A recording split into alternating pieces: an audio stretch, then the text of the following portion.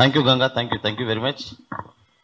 మహిళగా మన చెల్లెగా ఆడపడుచుగా ముందుగా రాణిస్తున్నటువంటి గంగకు శుభాకాంక్షలు తెలియజేస్తూ, అదేవిధంగా ఇప్పుడు తన మాట అనే తూట అని చెప్పిన కదా, ఆ తూట 2 నిమిషాలు పేల్చాలని రాచకొండ రమేష్ను అడుగుతా ఉన్నాను. Thank you. అంటే అందుకే వెనక ఉన్నాడు, ఇదైతే ఉండాలనే పేల్చామన్నాడు. పేరున చెప్పాలంటే పేరంట ఆల్చం అవుతుంది. వచ్చిన పెద్దలందరికీ ఫార్మాలిటీ దండాలు, బీసీ వందనాలు, అంతే. గుర్తుపట్టినట్టు ఒకసారి చెప్తే మళ్ళీ సగం చెప్పకపోతే మళ్ళీ కష్టం. నేను నిలబడ్డ ఈ మన్నుకి, నా జేగులో పెట్టుకున్న ఈ పెన్నుకి కులం లేదు వాస్తవంగా. కానీ నేను పుట్టిన కులానికి ఒక కులం ఉంది కాబట్టి, కళానికి లేకపోయినా కులం ఉంది కాబట్టి, ఆ కులంలో కలం పట్టుకున్నా కాబట్టి, మనం బీసీలందరం ఒకటి కావాలి అనే థాట్ మొన్న వచ్చినప్పుడు మొదటి ప్రయత్నం ఎందుకు ఫెయిల్ అయిందో నాకు తెలియదు వాస్తవంగా. అంటే ఆ మీటింగ్ కూడా నేను రాలేదు. కొన్ని చోట్ల విన్నా నేను కూడా, అంటే చాలాసార్లు సీనన్న పాటలు కానీ, అభినయ సీనన్న పాటలు కానీ, అక్కడ కూర్చున్న శంకరన్న పాటలు, సతీష్ అన్న పాటలు, తెలంగాణ ఉద్యమంలో ఏ పాటలు వచ్చినా నేను పక్కనే ఉన్నప్పుడు, అంటే నాకు కూడా చాలా అంటే ఓపెన్గానే చెప్తున్నా, ఎవరైనా చూడొచ్చు. నేను బట్టలు నీకు సగమేనా నాకు సగమేనా, నువ్వు బాపనోని ఎట్లయితివి, నేను బరివాతలో ఎట్లయితిని అని రాసుడుకు కింద ఇక నేనేందన్నది వదిలిపెట్టి జై అని రాసుడు సురువు చేసిరు. మరి మా వాళ్ళ కాంట్రిబ్యూషన్ ఏడ పోయిందిరా?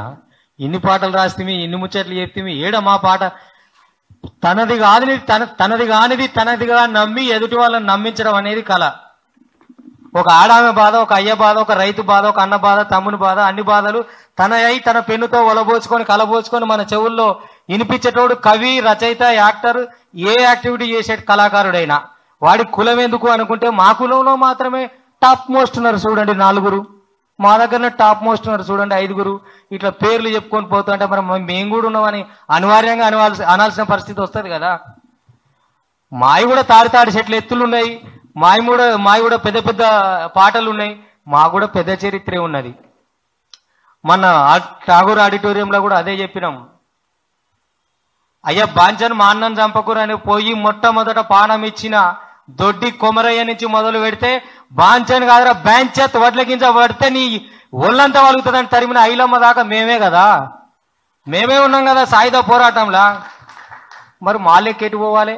మేమెందుకు చెప్పుకోవద్దు? ఇది ఇప్పటికే లేట్ అయింది, కలిసి రావాలి. బీసీలు అక్కడ కూర్చున్న సావన్న డప్పు ఏ ప్రోగ్రామ్ కన్నా ఓని డప్పు కొడతాడు ఆయన బీసీ అని నాకు చాలా రోజుల దాకా తెలియదు. నేను ఫస్ట్ ప్రజానాట్య మండలిలో పల్లేరుల ఆనందాన్ని నాయి బ్రాహ్మణుడు మంగళ ఆయన అద్భుతంగా వాడతాడు అన్న. కానీ ఒక నాటకం 1:40 ఉంటుంది, ఒకటే డప్పు కొట్టుకుంటూ పాడతాడు. డప్పు నేను తెలియకుండా ఒక దినాల కాడ పోయినాం కళాకారులందరూ, కమ్యూనిస్ట్ పార్టీలలో కులం గిలం ఏం అడగం. జనరల్గా అందరు కూర్చురు, నేను కూర్చున్నా, పెట్టిరు, తింటానాం. రమేష్ గారు కూడా మన కూర తింటానా? మన కూరనా? మన కూర నాకు తెలియదు అది ఏ కూర అని, ఏసిరు మటనే కదా అని తింటానా. వెనక సీరు తెలిసింది ముచ్చట, ఓహో ఇట్లా కూడా ఉంటుందా అంతర్గతంగా ఈ కమ్యూనిస్ట్ పార్టీలో.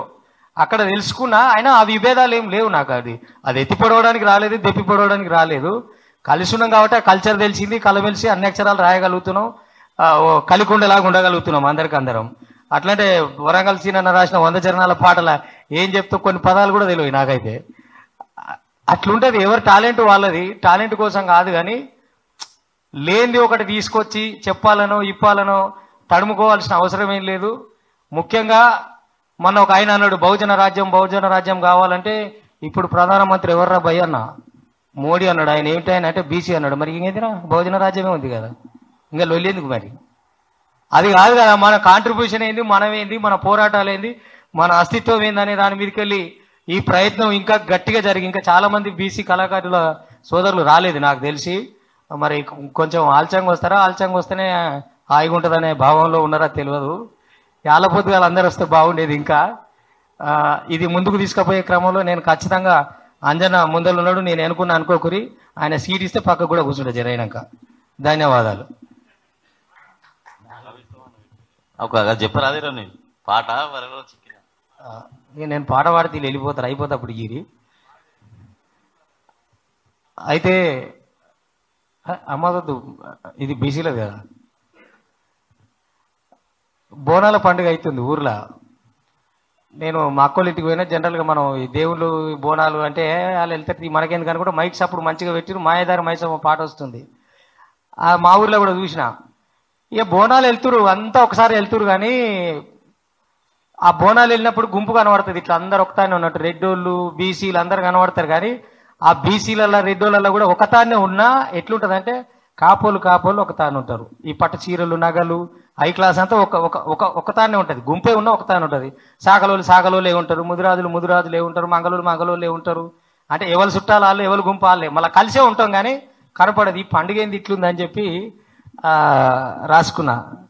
మా ఊరు బోనాలు, మైకులో గానాలు, స్త్రీ పురుష స్నానాలు, బోనమెత్తిన పడతులు, వదిలించమని భయాలు, పోవాలని పీడలు, చుట్టాల రాకలు పోకలు, తెగిన ఏటలు, అందాల చీరలు, మెరిసేటి నగలు, ఊరంతా సందడై విరబూయి నవ్వులు, గలగల నవ్వుల రివ్వుల మువ్వులు, రివ్వుమని గంతయ్య అల్లరి పిల్లలు, కొల్లలు కోకొల్లలు, పండుగల అలలు, ఎల్లరూ మరిసిరి బాధలు రందిలు, ఎల్లమ్మ ఎరిగింది బాధలు భక్తులు, బలిసిన దొరగాని బోనాల దారులు, ఏటను అడగలే కోటను అడగలే, ఊరి చుట్టూరా కాపలై తిరుగుడు ఆపలే, అడుగుతా ఒక మాట దొరగాని ఈ పూట ఊరి పెద్దవు నీవు, రాజకీయం నీవు, వ్యాపారవేత్తవు, గుడికాడ బడికాడ మడికాడ గడికాడ, చేనయ్యి చిలకయ్యి నీరయ్యి పేరయ్యి బోరయ్యి ఊరయ్యి, ఊడిగాన్ని తోడ బంటుగా చేసుకొని దళిత బహుజనులను బలబాధ పెడతావు. చూస్తున్న ఎల్లమ్మను నా బీసీ బిడ్డల చేతి బల్లెమ్మును. లేటెస్ట్ న్యూస్ తెలుగు మరియు ఇంగ్లీష్ అప్డేట్స్ కోసం ఇప్పుడే క్యూన్యూస్ అఫీషియల్ యాప్ ని ప్లే స్టోర్ నుండి డౌన్లోడ్ చేసుకోండి. సరికొత్త సమాచారాల కోసం క్యూన్యూస్ వెబ్సైట్ ని ఫాలో అవ్వండి. ఛానల్లో ప్రాంతీయ, జాతీయ, అంతర్జాతీయ వార్తలు వీక్షించండి. లైక్ చేయండి.